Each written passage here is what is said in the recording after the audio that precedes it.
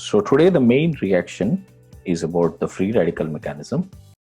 Radicals, usually we show it as dots like this, and they are going to be 7 electron species. They are 7 electron species which are neutral, right? And they are generated by homolysis, homolytic fission. Suppose if we have A and B and it undergoes a homolytic fission this way, usually it happens either in the presence of heat or light, and it will convert into these two radicals. This is how the radicals would happen. You can see they have an unpaired electron. Unpaired electron is present, which makes them paramagnetic. And since they have not completed their octet, they are extremely reactive. If you see the structure wise, how the radicals look like, a radical will have an electron with one group going inside, one coming outside, and one on the plane. So which means overall it is a planar structure with sp2 hybridized carbon. Right. So this tells us, in case if any nucleophile is attacking on this, suppose if you have any nucleophile attacking here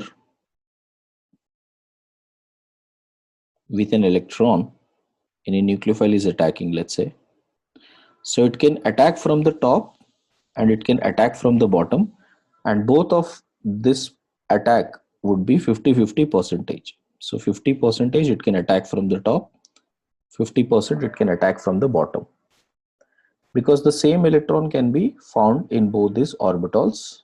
So nucleophile can come from the top or bottom, which means in case if there is any chiral center forming, if this carbon is a chiral center,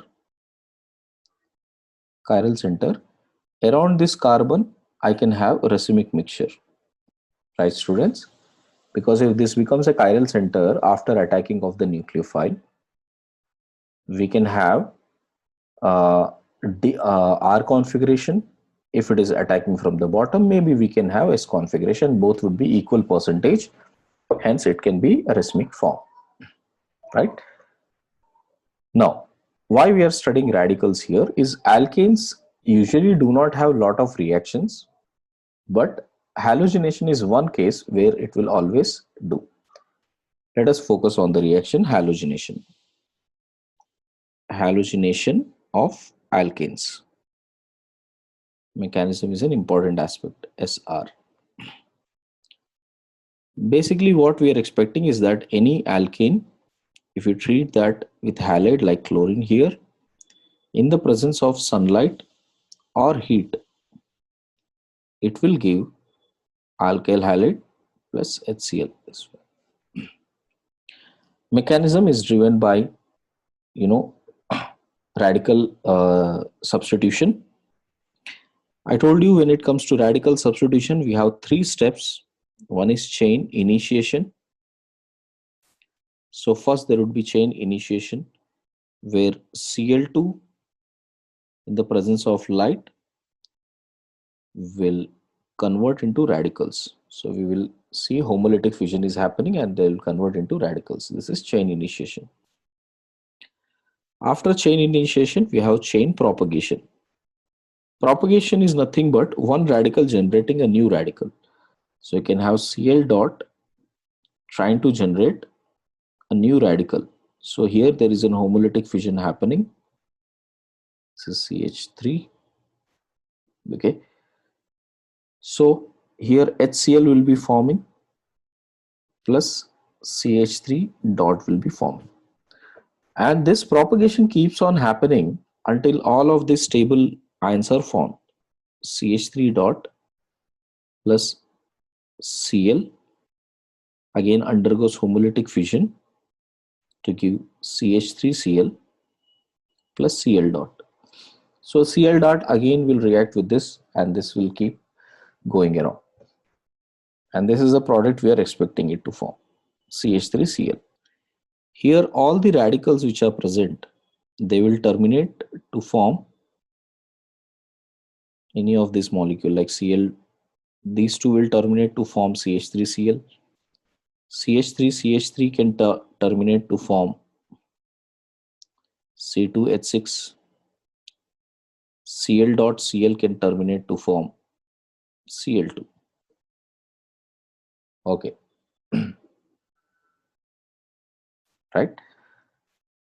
Now if you see, the one important note here is there will never be H dot, correct? So formation of H dot is highly unstable form. So any other radical will be formed but not H dot. Everyone made a note of it. To stop the chain, sometimes we use chain inhibitors. Chain inhibitors. Okay. So basically inhibitors are added to stop or control the chain reaction. To stop or control the chain reaction.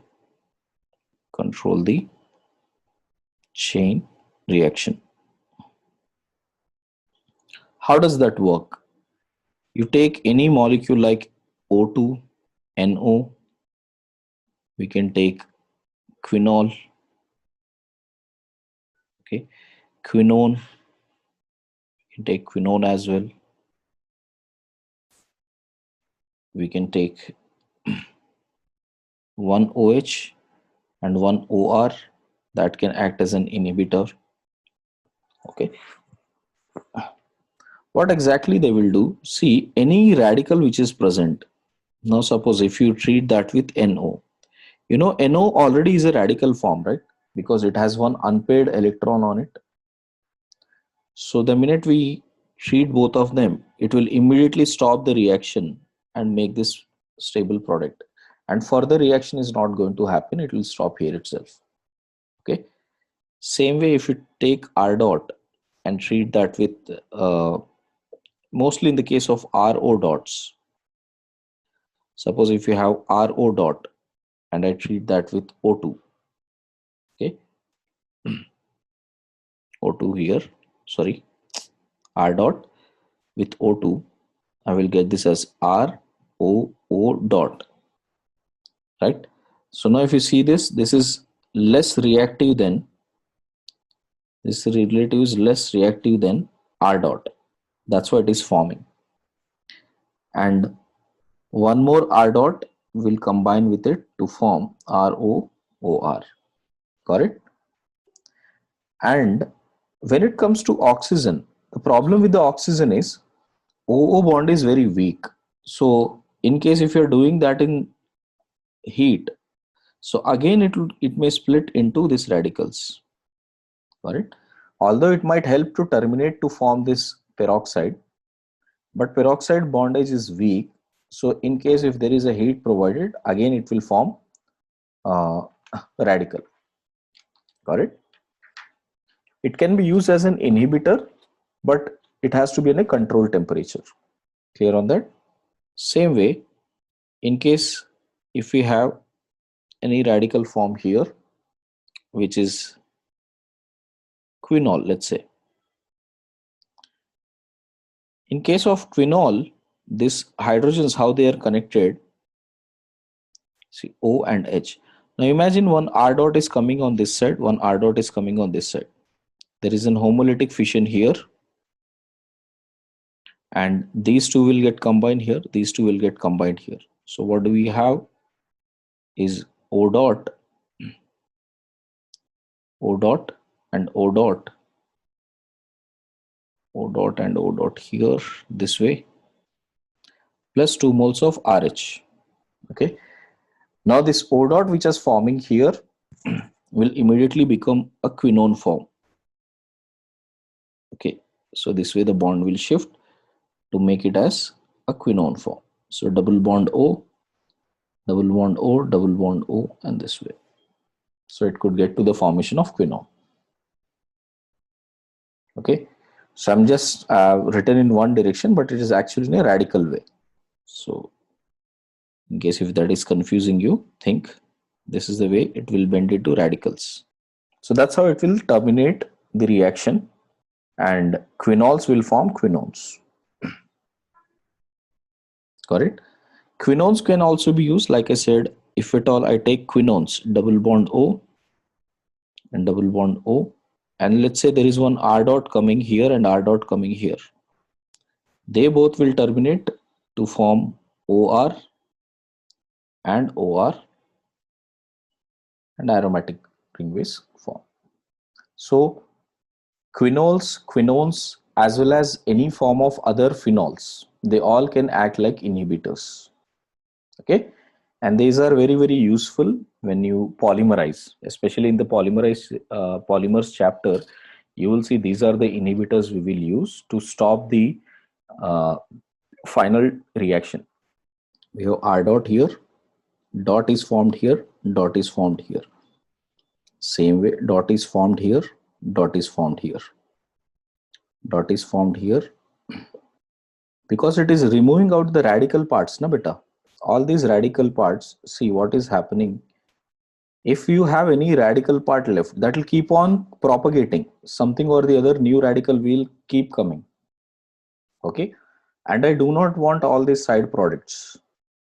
So what will I do? Once your major product, if this is the product coming, I'll have to terminate this Cl minus. Is the point clear? For that termination, I'll use this inhibitors. Polyhalogenation takes place. Now suppose if you have CH3Cl plus Cl2, it can further go to form CH2Cl2 plus HCl, and this can again be reacted with Cl2 to form CHCl3 plus HCl, and it can further react to form CCl4 plus HCl, which means depending upon the excess amount, suppose if I take CH4 plus Cl2, got it? If I take this in excess, I can expect to get this as major product. This will be major product, rest all will be minor products. So CH2Cl2 plus CHCl3 plus CCl4, all of this would be minor products. But if the same reaction, but this time Cl2 is excess, if this is excess, then all these would be minor products. All these three would be minor products. The last one would be major product. So depending upon the quantity, you have to be careful. Sometimes it will be mentioned in questions, which is excess. So if alkane is excess, first alkyl halide formation would be major. If chlorine is excess, then the tetrachloro group will be the major product. Clear on that? What beta? Then all of them can form beta. You'll have all quantities. So if you really want to separate out any one of them, like I want to get CH3Cl as a major, then I will always proceed with this form. Okay, dear? Right. Now, we have to give some keen observation when it comes to rate determining step, rate determining. So we need to give some keen observation on this. How? Suppose if you see the entire reactions here, the most important reactions are these two. Got it? That is chain propagation, which is where the product is coming. And that is what we need to analyze carefully. To analyze that, first let me write the overall reaction. Like suppose if at all I have CH4 plus X2 is forming CH3X plus HX plus HX. Now, in case if the X is fluorine, chlorine, bromine or iodine, the delta H of the reaction may be different. When I write this in terms of kilojoules per mole, for fluorine it is around minus 431, which is highly exothermic. Chlorine also it is exothermic but quite limited. Bromine also it is exothermic, but the amount of heat released is very less. But with iodine, it is actually endothermic. Got it? So first you got to understand the reaction with fluorine, chlorine, bromine is always going to be exothermic, but with iodide, it is going to be endothermic. Okay. Now, the main two steps which decides the product are the propagation steps. One is X dot plus CH4 forming CH3 dot plus HX. Let me call whatever the energy released here is delta H1, and CH3 dot plus X2 forming CH3X plus X dot. Let me call this as delta H2. Now if you consider the halides delta H1, delta H2 and sum of these two reactions, that is delta H1 plus delta H2, because that is the one which is deciding the overall reaction. So in case if I take fluorine, chlorine, bromine and iodine, the delta H1 value for this is coming out to be minus 31, and here it is minus 70, total minus 101 kilocalories. I'm writing that in kilocalories here, okay, kilocalories. And when it comes to chlorine, the first step is plus 2, the second step is minus 26, so it is around minus 24 kilocalories. Bromine, it is plus 18, minus 24, so makes it minus 6. And plus 34 here, minus 21, overall it is plus 13, correct? So you can see that this is the only part, all these three reactions here are feasible, okay? So when you need to get, this is a product formation, right? So if you want to get this product, all these three reactions are feasible, but not with iodine. So if you check out the bond dissociation energy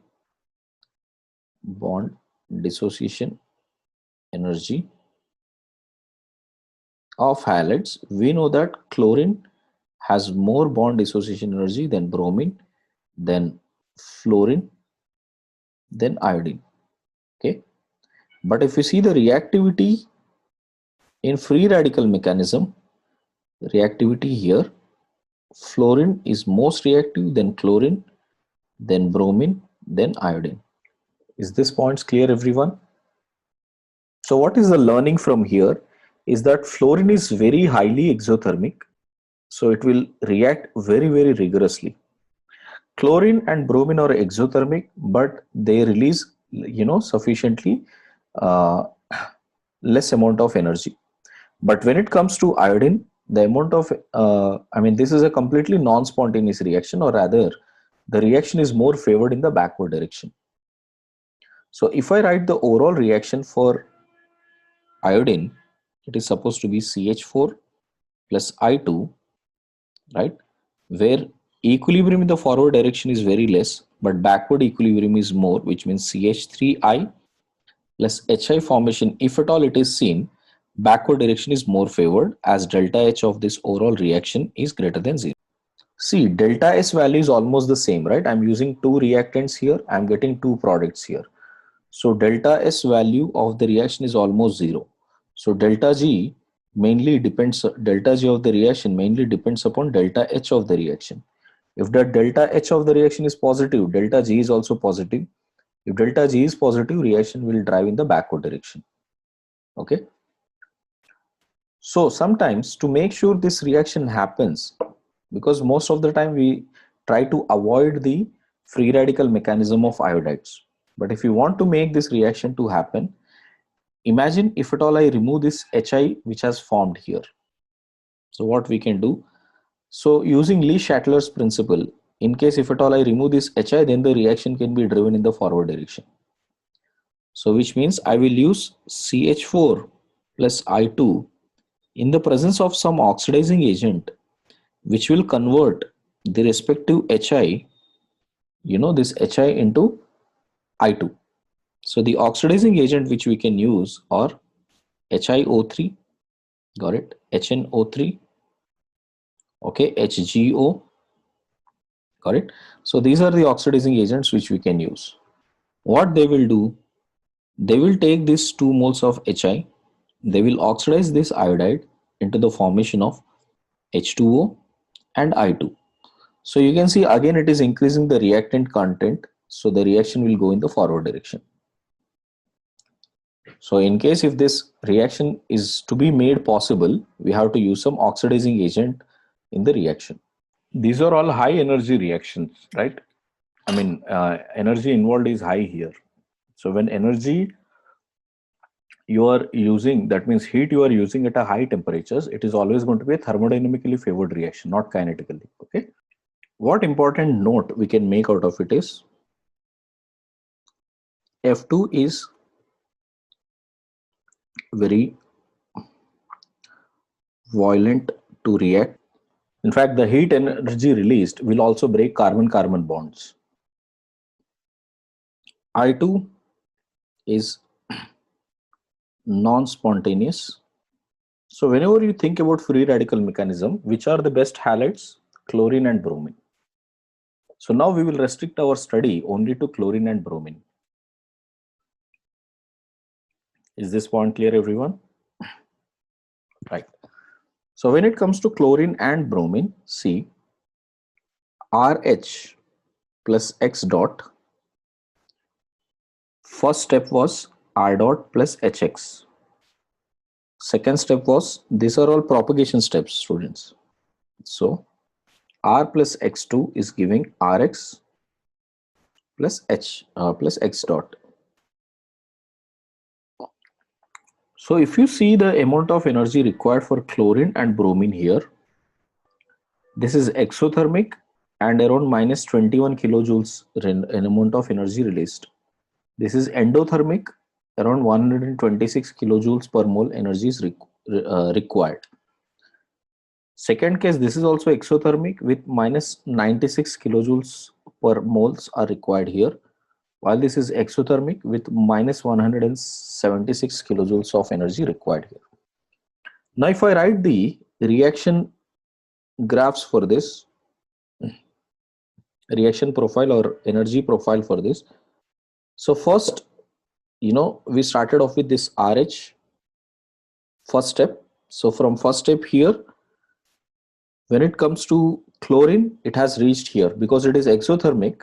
You can see the final reaction. In this reaction, final products which must have lesser energy than the reactants. And afterwards, again it is becoming exothermic, and this is where finally the reaction has come. So this is for chlorine. Got it? So this is the reaction progress in case of chlorine, if X is chlorine. Now if you see the reaction progress curve, this is about energy and chlorination.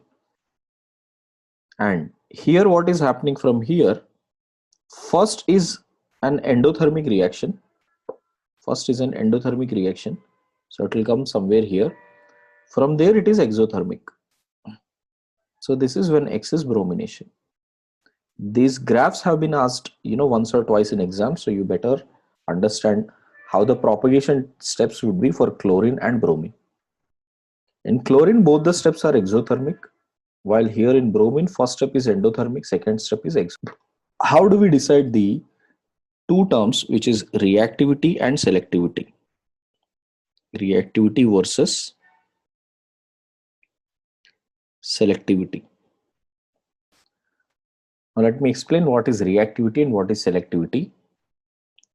Suppose if you have this alkane and I'm treating that with F2 in the presence of sunlight,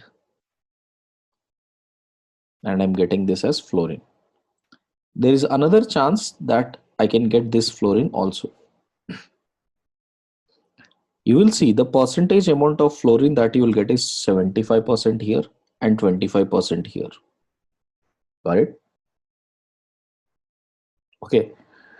Now imagine this. If a reaction here, a radical is forming. Just let me elaborate the steps here. So first step is with F2. Okay, sorry, with F dot here, we will get this as a radical plus HF is what we will get.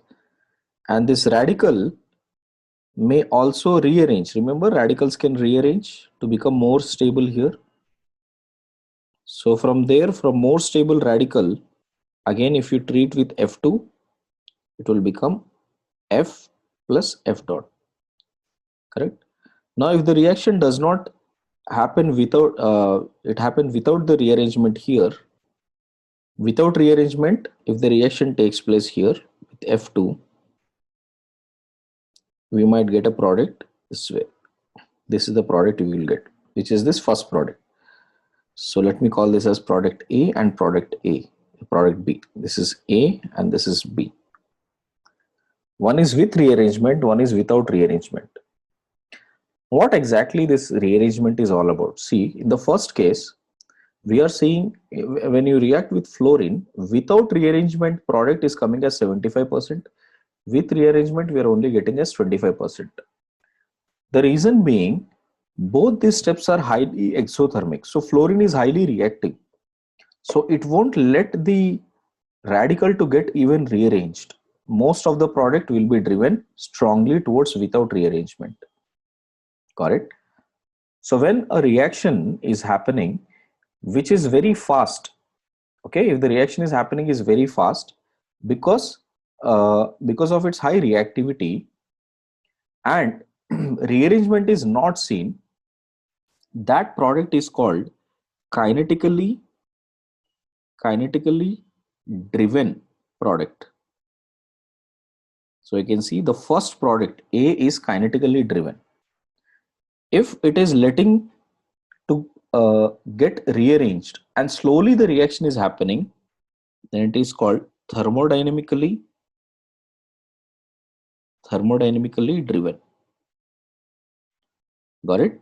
In short, kinetically driven products are heat independent, which means at a very less temperature also they can immediately give this product. But thermodynamic products, they usually are heat dependent. If you increase the heat, then they will start giving more amount of this product. Okay, the same logic if you apply it for chlorine now. So this plus Cl2, we will get two products here, Cl and Cl. This is coming as almost as 45% and this is coming as 55%. Here we are getting it as Br and here we are getting Br. Got it? And this is 97% and 3% only, which means when it comes to bromination, it's a clear case that it is highly thermodynamically favored or thermodynamically driven. Thermodynamically driven. Well, chlorine is almost a 50-50 case. Fluorine is mostly kinetically driven. But when it comes to bromine, it is highly thermodynamically driven. And that can be explained on the basis of their energies. That bromine's reaction happens very slow. So crossing this barrier is an important part for it. So initially it will happen slow, which means after the formation of radical, it will try to become more stable radical. Then it will become, a final product like this. Got it? Is this point clear, everyone? What is kinetically driven and thermodynamically driven? In simple terms to say, kinetically driven without rearrangement, thermodynamically driven with rearrangement. All right. And any reaction where thermodynamically driven product is coming more, which means it is highly selective. So reaction will happen such a way that the radical becomes more stable. In the case of bromine, first it is generating a radical, primary radical. From primary radical, it is becoming secondary radical. And most of this primary radical first convert into secondary radical, then and only then it will react with bromine again to form this. Which means bromine is very selective while choosing the radicals. It will let the radicals to become more stable, then only the reaction will take place. Okay, students. Now, if at all I asked you about reactivity, which one is most reactive? Fluorine, chlorine, and then bromine. But when it comes to selectivity, correct? Selectivity is always about selection of more stable radicals, which is going to be more selective, Br2, Cl2, and F2. Correct? And if you see the reactivity of hydrogens, radical hydrogens, which is more reactive hydrogen. 3 radical is more reactive than 2 radical than 1 radical, primary radical. Okay. So we can say that here directly the reaction could also happen, like bromine is directly reacting here, chlorine is reacting here and here, fluorine is mostly reacting on the first carbon. Okay, I'll try to explain like a simple storyline. Check everyone. From here, okay, plus F2. Please try to understand this carefully. This is going to help you in all other cases also going ahead in mechanisms. Suppose I'm getting this fluorine. Yes, this is a more stable case. Okay. Next, removing directly, this is removing directly hydrogen from secondary position and fluorine is sitting on it, and this is what the reaction profile looks like. Suppose from here, if it is going through this and then coming here where fluorine is forming this way. Now if you observe thermodynamically, this is more stable, second one. This is A and B product, right?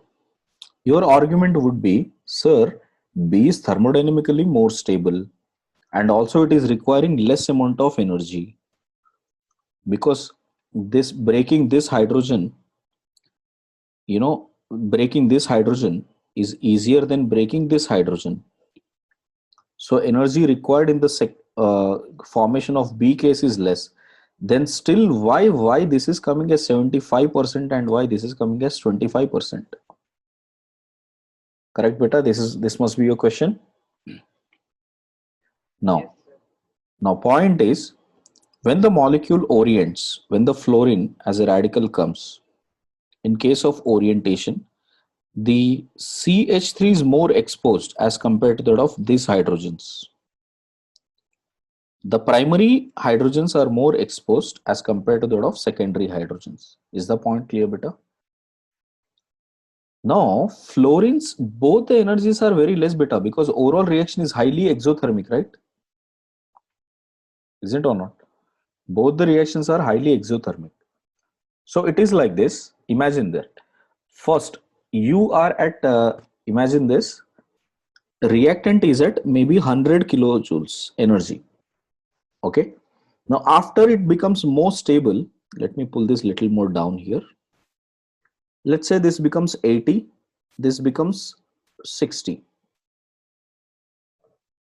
Right? Here energy is 100, energy here is 80 and 60. But the energy difference that it has to come to 80, that means this is what we call it as the activation energy. Let's say it is only 5 units here and hardly 8 units here. 5 units and 8 units. Not more, because fluorine is highly reactive. The activation required is very less. Is the point clear, beta? So in that case, does the fluorine think about the activation energy, or does it simply think about where it can react and get the product? What will be the point of view of fluorine? For fluorine, crossing the barrier is not an important criteria anymore. It can cross this barrier also very easily, because fluorine radical is highly reactive, so it can cross both the barriers almost at the same rate. Is the point clear, beta? So it doesn't matter whether it takes this route or this route. It only look out for that route where it can happen fastest. The fastest is when it, because this primary hydrogen is more exposed, that happens to the fastest. So it will go to that direction only. I hope you understood what is kinetically and thermodynamically means also. Kinetically means you are not worried about the energy barrier or activation energy. You're only worried about how fast you can reach. Is that clear? Yeah, it's like Usain Bolt. He's not worried about, what are the external factors, correct? He's only worried about fastest route and how fast he can reach to the destiny. So for him, activation is not a problem. Got it? But if you have to go for a long marathon, do you run that fast? No. To run a long marathon, we'll go slow. Why? We are preserving energy so that finally we are stable. Got that? So kinetically is always about going fast. Thermodynamically is always about becoming stable. So for thermodynamics, this barrier makes a lot of difference. So you'll always go through that barrier where it is taking less amount of energy. You don't want to consume more energy here. So when it comes to reactivity and selectivity, just be careful. Reactivity, fluorine is more. Selectivity, bromine is better. So between chlorine and bromine, you can easily compare that. Now, what has been observed experimentally, that when you take the relative rate of substitution, when you take the relative rate of substitution for chlorine and bromine, at 1 degree hydrogens, when you remove the 1 degree hydrogens and 2 degree hydrogens and 3 degree hydrogens for substitution, the ratio between them is 1 is to 3.8 is to 5. For bromine, it is 1 is to 82 is to 1600. So you can see the type of selectivity. So bromine will select 3 degree most rather than 1 degree, 2 degree. Got it? Let me explain you through an example. Suppose you were asked to calculate the percentage of products obtained chlorination and bromination, okay, of this first one. In case if you have CH3, CH3, CH3. Here there are two types of hydrogens. One is a primary hydrogen, another one is a tertiary hydrogen. There is no secondary one. So I can get two types of chlorine products. I can get chlorine products, two kinds of them. One is this primary. This is one product I can get. The other product I can get is tertiary. This is the other product. Now see the percentage of their formation. How many hydrogens are there, beta? How many primary hydrogens are there? 3, 3 and 3. 9 primary hydrogens.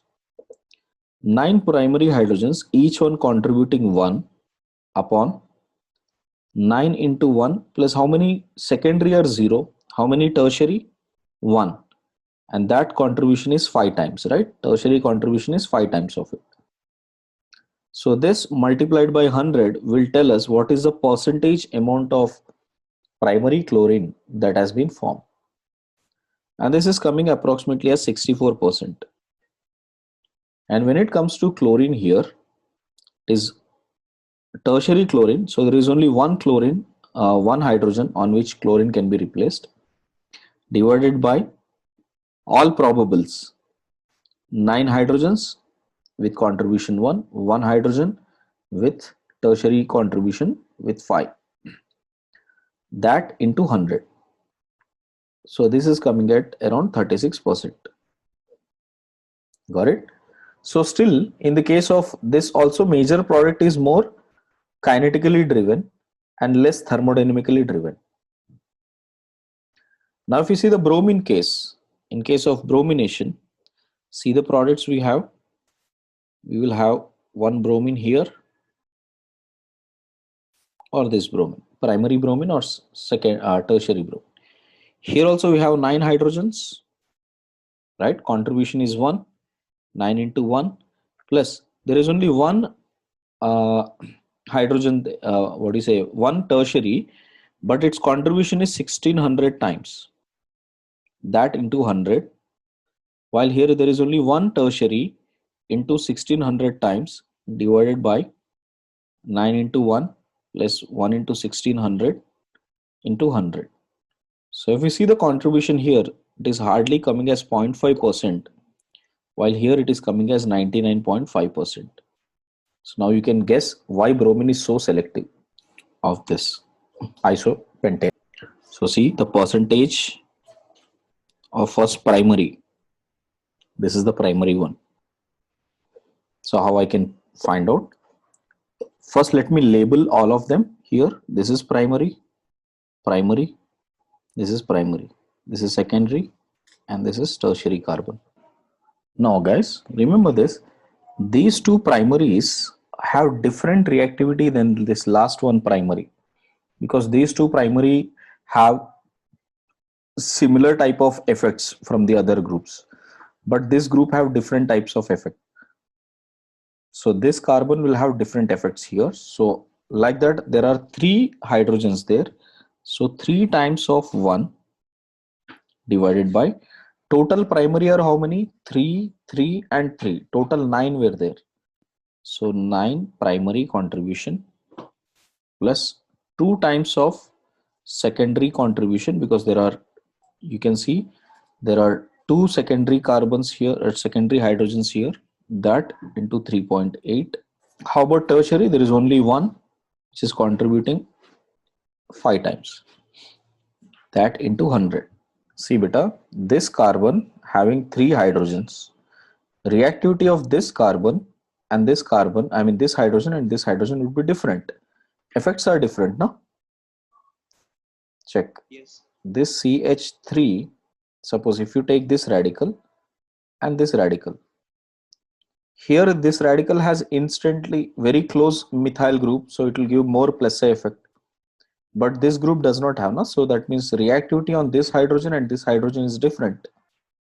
So you have to only take the contribution of a similar hydrogens. All these 3 hydrogens are similar, so I can get one as this product. Or in short, how many different products you will get? You will get here one product. Writing chlorine here and here is same, na beta, because they will have same effects, same structure. Write the next one here. So do the next one. So percentage formation for secondary. Let's say, no, first let me write all primary. Here there is putting chlorine here. So writing chlorine here or here, it is the same thing. So how much is the contribution? Total like that I have 6 hydrogens into 9 into 1 plus 2 times of 3.8 plus 1 into 5 into 100. Similarly, percentage secondary position here. Secondary I have 2 of them, that divided by 9 into 1 plus 2 into 3.8 plus 1 into 5 into 100. Last contribution is on tertiary. So if chlorine is here, I'll get 1 into 5 divided by 9 into 1 plus 2 times of 3.8 plus 1 into 5 into 100. Bromine, check most stable radical. The one which is most stable radical, there the bromination will happen. Okay. So for example, if I have to check out the order of monobromination rate, if at all I have tertiary, CH3, CH3, CH3 and H. This I am comparing with pH, CH2 and H. I am comparing that with pH2, CH pH2 C H and H, and lastly pH3 C and H. So removing these hydrogens, I have to replace bromine. So which one will have higher rate in these four? Just have to check out the most stable hydride, most stable radical. So remove these hydrogens, which is the most stable one. This one. This is how the order would be. Next, check out the stereochemistry part where there is racemization. Where there is racemization. What does this mean? Suppose if there is an N-butane and imagine Br2 H nu is been treated. So I can have two types of products here. I'm only writing the number of products, not major or minor. So I can have one primary and one secondary. This is the two products which you have. But the second product which you're seeing, actually, that has become a chiral center now. So you can see this has become a chiral center now. So which means when the radical has formed here, suppose if this is the radical that has been formed here. So this radical with dot here like this, correct? On which, this dot has to attack bromine. The bromine has to attack this dot here. So this bromine can attack, correct, from the top or from the bottom. Because this is planar molecule, we just discussed that radical is planar. So since it is planar, Br can attack from the top and it can attack from the bottom. Hence, you will get both D and L pairs. So if you were asked total number of, products formed here, including stereoisomers, then the answer should be 3. This will come. There is no chiral center here, but since there is a chiral center here, so total number of products, including stereoisomers, are 3 here. So I think these type of questions you should be able to do it now. Try one question with that. How many, this was a JE question, how many substituted in presence of H nu, including stereoisomers, by the way. I did mention to write that. See here, we have pH reacting with Cl2 and H nu. First, I'll write pH, okay, and Cl will come here. Can you see this is a chiral center? Yes or no? No. Did I mention anything about where the phenyl is here? Although this is a chiral center, it was not mentioned. Got it? So which means both would be present here. When this was already given, that is a different story. That is the next case we'll do. When it is only given as a line, which means I can take any of the phenyl groups here. Got it? So with respect to this carbon, it may be initially R configured or S configured. Both should be considered.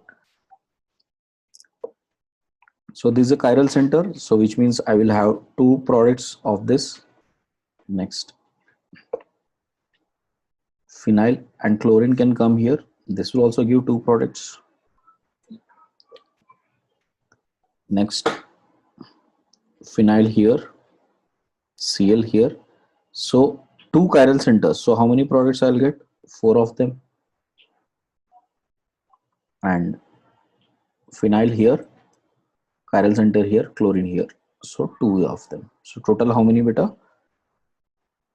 Total 10 isomers. Sorry, 10 isomers, including stereo. Here everyone. Now tell me how many fractions you will get. Number of fractions under distillation. So if I do fractional distillation, how many fractions do I get? We have done this type of question. Now out of these 4, 2 of them are enantiomers of each other. So we will count that only one, and sorry, these 3 as 1. So 2 plus 3. So total 5 fractions. Chlorine substitute on the phenyl group. Okay, good question. Suppose if you have here this way, okay, these hydrogens cannot be replaced by chlorines. All the double bond carbons where you have, they will have sufficiently more bond energy, and that will become endothermic beta. So reaction won't happen there. Okay. So whatever the energies we have written, those are all for single bonds of carbon and hydrogen with sp3 carbon. 4 beta, let's see. First, I'll try to write the primary one, secondary one, and bromine here. Okay. Now, if you see that here there is no chiral center, so this is only one product. Here there is a chiral center. So since it is a chiral center, now these are two products, right? Third one, now this has become a chiral center, correct? So writing here or writing here, these two are just the mirror images of each other. These two would be mirror images of each other, correct? So it is one and the same. So I'll just write it 2 here, but it's 5. Tell me about the fractions. Yes, beta.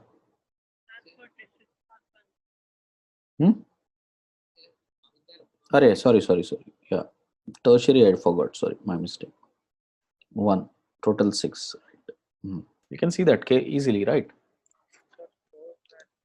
4, very good. So only 4 fractions will be there. Find the number of products when excess chlorination is done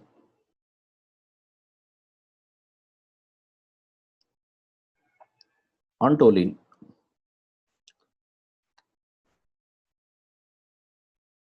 So this is toluene and we are doing chlorination. So how many products you will get, beta? Monochlorination can happen, dichlorination can happen, trichlorination can happen, but on phenyl the reaction won't happen. So how many do we get? 3, that's all. Okay, this was also JE question. Cl2 plus Cl3, 3 of them. Fast, write down. Next, number of different products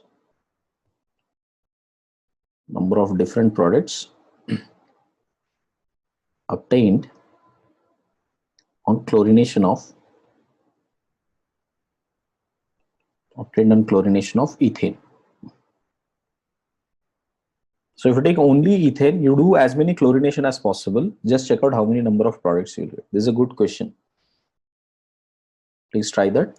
Mono, di, tri, tetra, do all of them and see how many products you can get. So I'll write all the monoforms. Monoform, there is only one, right? This is the only one form which you can have. Okay. Next, diform, C2H4Cl2. In diform, I can have 2 this way. I can have 2 this way. These two are the forms I can have. Triform, C2H3Cl3. Triform, now Cl on the same position, or I can have 2 Cls here and 1 Cl here. C2H2Cl4. So I can have 3 Cls and 1 Cl here, correct? Or I can have 2 Cls and 2 Cls on both the sides. So these two. I can have C2HCl5. Like this, I can have only one form, ClClH and ClCl and Cl. Last, C2Cl6, only one form, right? So all chlorines on all the sides here. So how many we have? Total 9. First write all the structural ones. So I'll get one chlorine here. Methyl would be this way. Methyl is here. And then one chlorine here. Methyl and ethyl. One chlorine here. Ethyl and methyl. One chlorine here. Now when the chlorine comes here, now it will lose out that configuration. So we have methyl and ethyl here.